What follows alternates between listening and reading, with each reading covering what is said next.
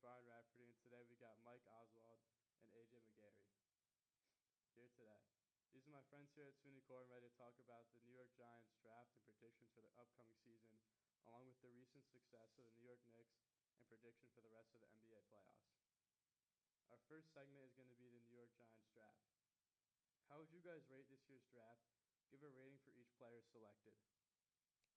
I'm going to go first. I'll go first. Okay. So honestly, I think in total for their draft, obviously an A+. They've done great. There's definitely changes they could have made. By keeping their first pick, round 1, pick 5, I think Arvell Reese was the right selection. Was it a need? It wasn't a need, but it's going to help the team improve. The only guy that they missed out on was Mansour Delane. Oh, my God. I'm telling you, he was definitely needed because this secondary was rated one of the worst in the league last year. We were never going to take him that early. I'm telling you, he was a talent, and I think it would have been worth it to take him that early. That's crazy. Another PS2, in my opinion. But Crazy comparison. I don't know. And then Francis Manoa, great pick. I think he's a great guy. He said he put his life on the line for Jackson Dart, and that's what you want in an offensive lineman. I also love the fact that he would go out of his way to switch from tackle to guard. That's what you need from a player, to be willing to make that sacrifice for your team. All right. Do you want me to take him to go over the first two picks? Yeah, Also? go ahead. Yeah, I don't want to cut you guys off real quick. Just real quick, Mike. Can you give a rating like A, B, A minus for those for first each two of the picks first that two you said? First two picks, Yeah. I would go for an A- with Arvell Reese, and then for Manoa, I'd go A+. Got it. All right, AJ, you want to pick up the third and fourth pick and give a rating for them? Yeah, sure. Well, for the overall draft, I would give a B+. I think there were some questionable picks, but overall, in the first 2 rounds, they did a great job. Yeah, no. For the third pick, Colton Hood, I think they could have taken a few other guys at that position, and I think they could have traded up for Cade McDonald too, the defensive tackle. Colton Hood, he's aggressive. I think that was a good pick. I'd probably give it also a B+. And then for the fourth pick, Malachi Fields. I didn't like the pick that much. Don't get me salivating over Malachi Fields. He's a raw talent. I know you from like Notre Dame. I'm telling you, watching him myself, he's a talented player. He's a contested ball receiver, and that's who we need. We need a true X because Malik Neighbors is a slot guy. That's his true spot. And yes, he's been able to play the X really well. He's versatile, though. He is very versatile, but you need a jump ball receiver like Mike Evans. You need someone like that, Keon Coleman. You need a talent like that. And yes, his separation isn't amazing, but I'm telling you, you give him a year or two to develop, he's going to be a star. The only thing with him is that I know he's 6'5". I think he's, 211, 211 pounds, but there was Jacoby Lane from USC. I think there was a few other guys that were also there. I don't think they had to trade up to get him.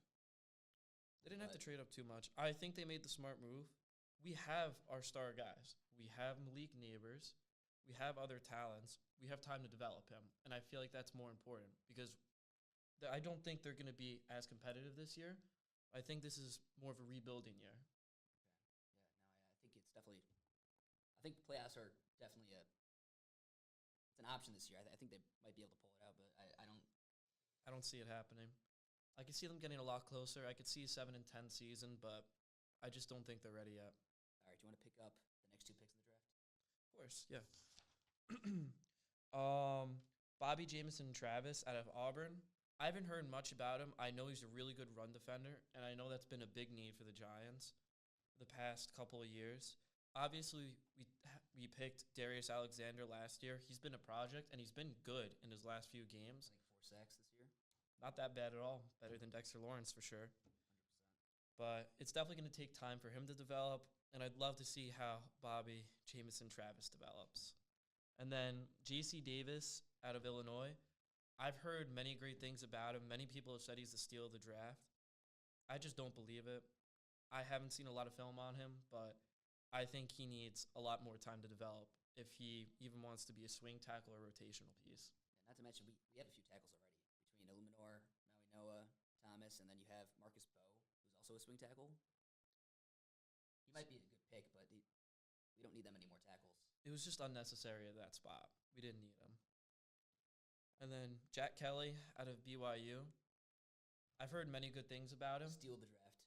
I've heard same thing, but we do need the depth, which is very important. And I think he could be a key piece in the future. But I don't know how much of an impact he's going to make year one. I don't know how he fell that far.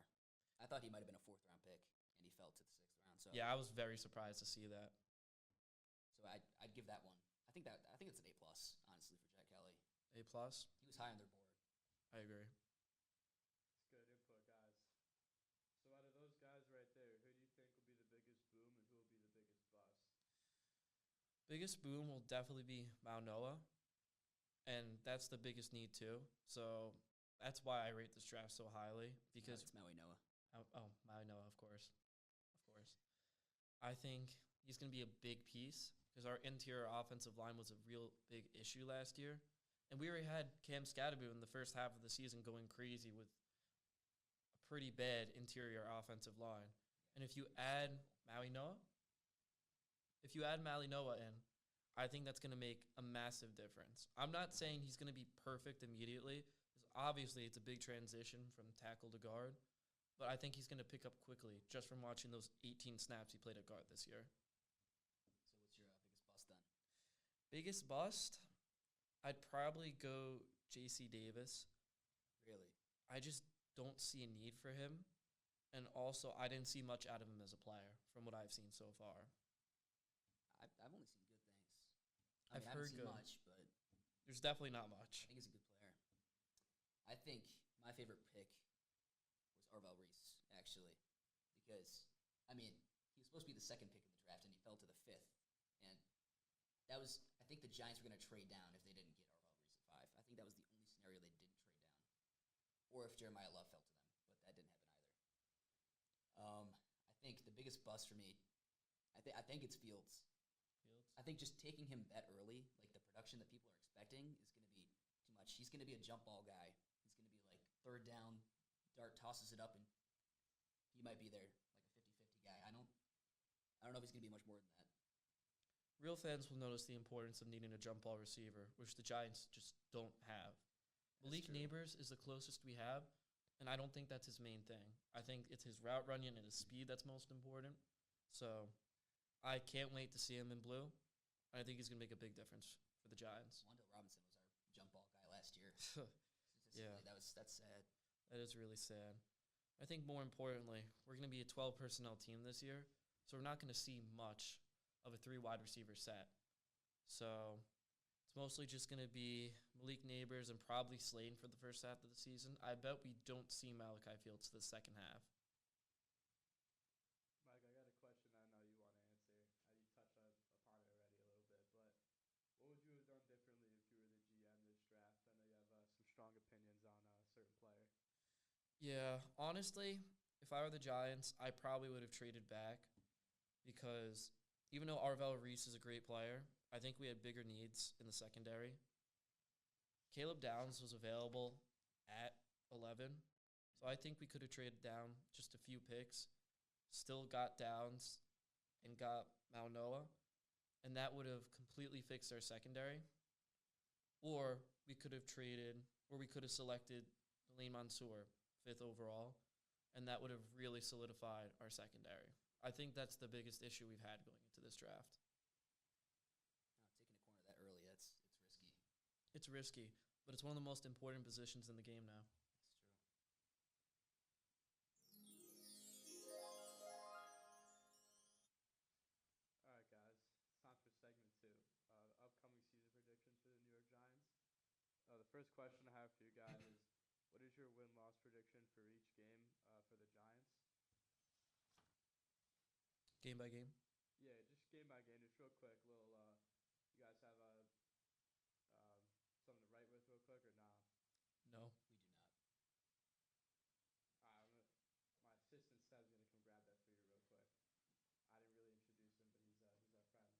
We love Subsoda. Yes. The top one. just like play commercial right here. Yeah. No, it's all good. We vibing. So just while you're getting that, just I have the home schedule and the away schedule written down there for you guys. Thank you, Lloyd. Just kind of. Lloyd. It's a great entourage reference right there. Good show. It's a great show. So yeah, just kind of go down your win loss, and give us your final prediction of how the season's gonna go. If they're gonna make the playoffs, if they do, how far they go. If not, they don't. Whatever you guys think. All right. Okay. So I think personally, record's going to be 7-10, but I think they're going to be a lot more competitive and show fight this year. I don't think their record's going to display. Their record's going to display how good the team really is. I could see that. I could see them having like still a down year. Honestly, I think 9-8 is very possible. The schedule is a lot easier than the one they had last year, and last year they were in a lot of games, leading by 10 in like 5 different games and losing all of them, mostly in the fourth quarter. And now that they have Denard Wilson instead of Shane Bowen, like their defense is going to be a lot better this time. I agree. I think the switch to John Harbaugh as the head coach is going to really toughen up the team. I think that was a big issue we've had. Obviously, teams were just running all over us. And we had Dexter Lawrence. We had Darius Alexander, even though he was a rookie, he was very good. We had the best edge rushing trio or duo. So, honestly, I could definitely see improvements this year. Yeah, at least they brought in Shelby Harris and DJ Reader. They're both great run defenders.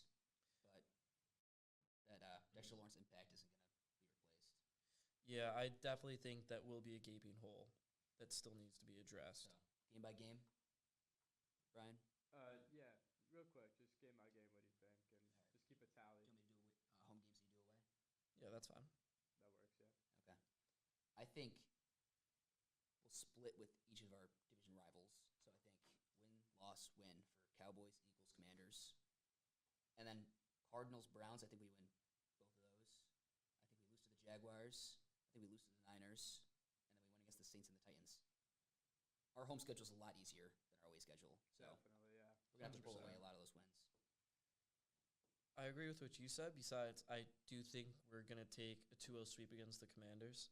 Their team this year is in shambles. We have not won against them in, I think, 2 years now. 2 years. But if you look at the games that we played against them, they were games we should have won.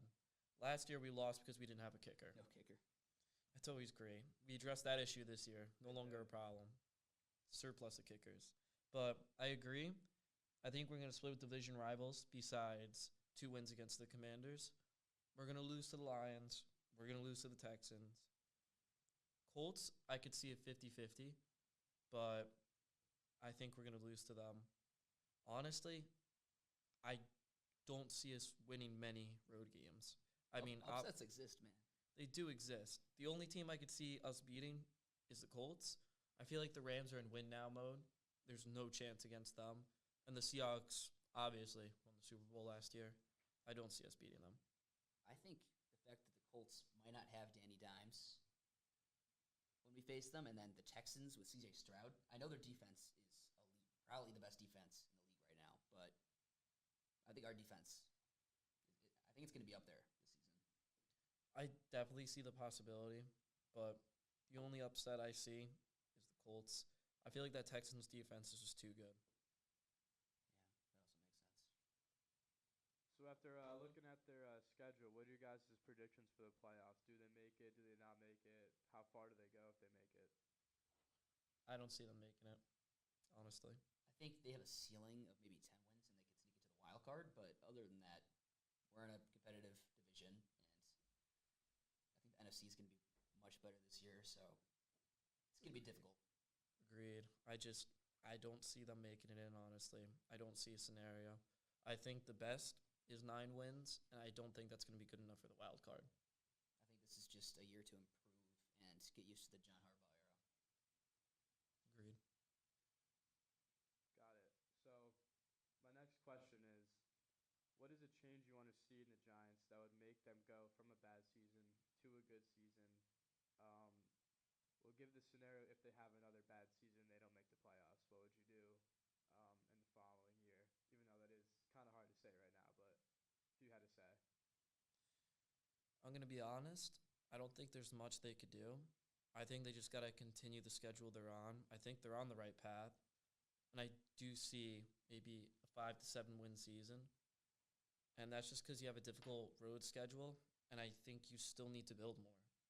And we have a lot of young, talented players. Jackson Dart's obviously going to have an exponentially great season this year. Obviously, Cam Scatterbu coming back. That's a duo that the league's got to be scared of. Then you have Likely. Likely's going to make Fields a coming big in. defense. A lot of new weapons for Dart. It's the most important thing we needed this offseason. And I think one more offseason to address the offensive line and maybe the secondary again is all we're going to need. And I could see a deep playoff run. I think the biggest thing we'd have to improve on if this season doesn't go well is mostly just the secondary. Tyler Nubin just had a down year. He was one of the best rookie tackling safeties in the league 2 years ago. But last year, I think it was Shane Bowen's defense. He just fell off hard.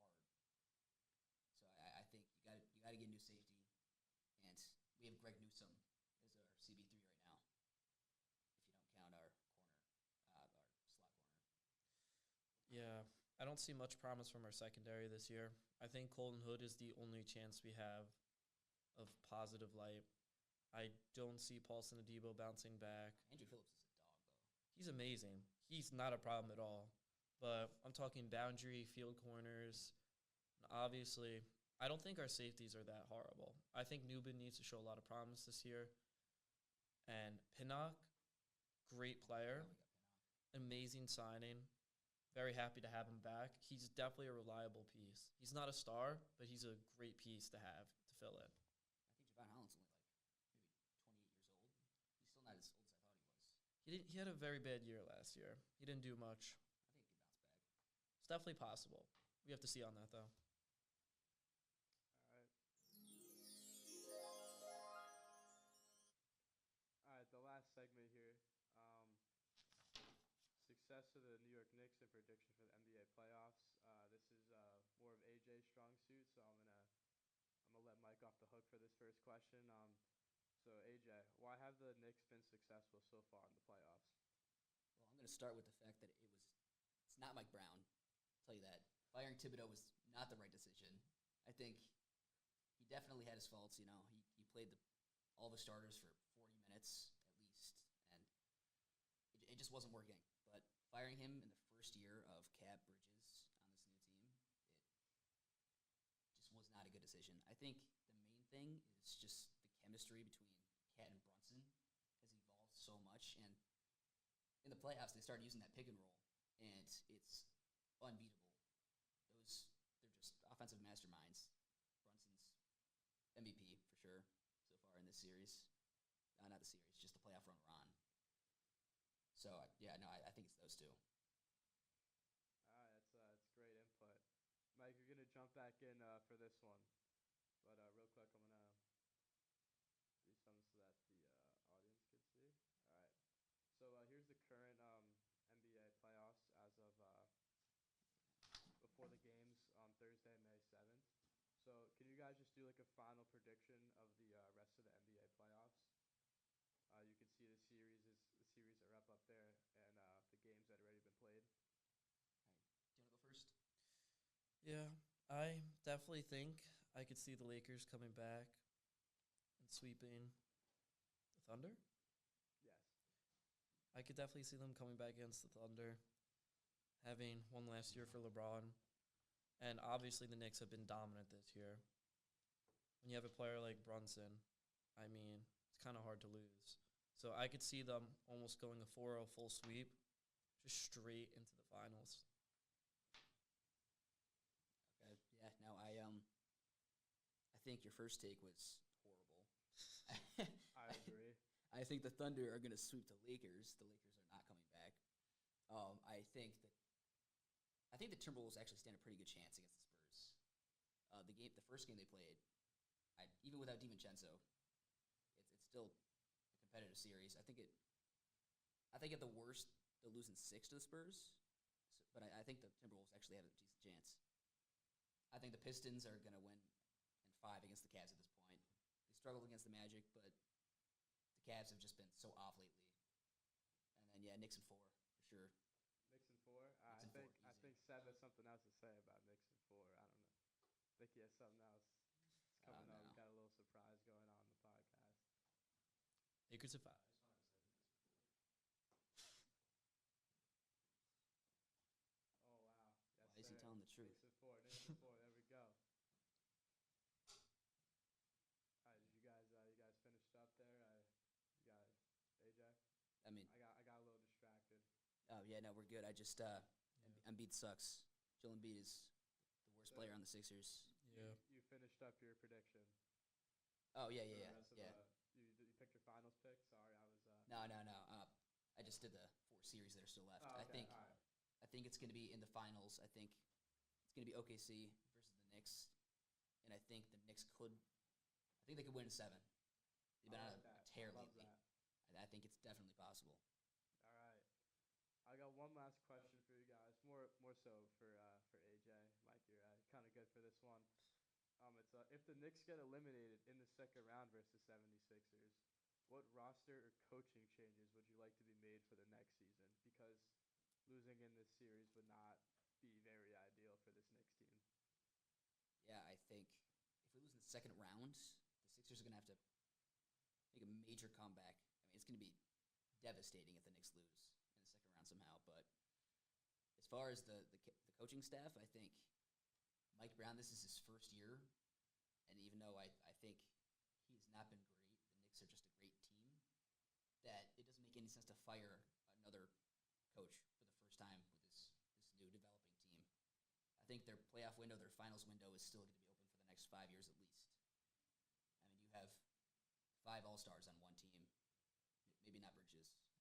Bridges is that trade is questionable, but yeah, no, I think you don't fire anybody. I think you just run it back again next year. All right. You guys, anything else you would like to say, bring up before we end the podcast for the day? No, I think we're all good. set. Think we're all good. All right. Seb, you all good? I'm good. All right. Seb's good. All right. That's all for today, folks. Thank you from your host, Brian, my assistant here, Seb, Mike, and AJ.